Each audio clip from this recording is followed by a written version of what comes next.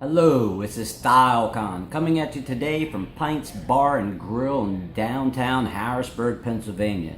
Today I'm enjoying a Romeo and Juliet cigar as we get into eBay and high-end watch purchasing. I've never been a big fan of eBay when it comes to purchasing high-end watches. There are a lot of people out there that do a lot of shady things. I have a friend that has a nice jewelry store in Towson, Maryland. They sell high-end watches. He hears horror stories all the time. You know, people buying watches, they bring them into him. They have him assess them to find out the movement's been changed. They've modified some certain parts. And with that, most of the time, and I'm not knocking anyone, but most of the time, if you buy outside of the U.S., you're going to run into a problem.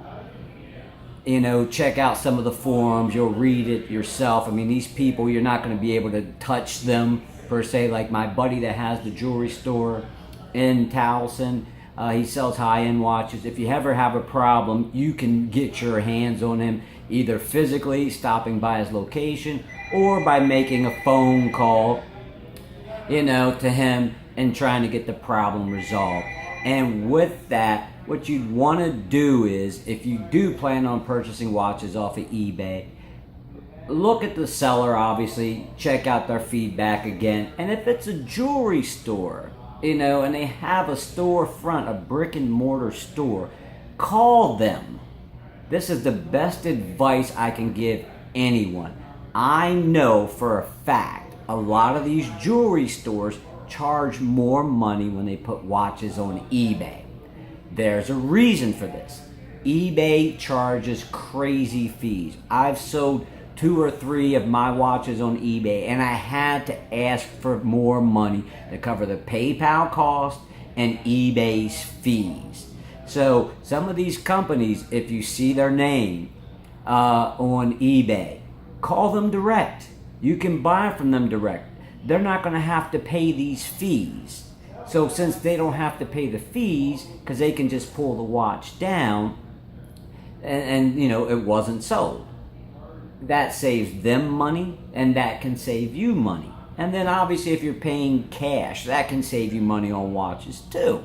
Because credit card companies charge a fee, 1 to 3% of the purchase. You're buying a $5,000 watch at 1%, 2%, 3%, they make less money.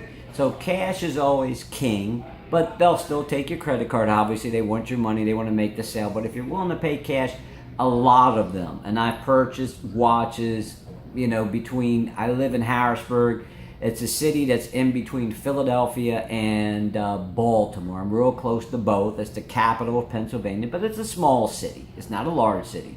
And I typically don't buy watches here because they don't cough up discounts.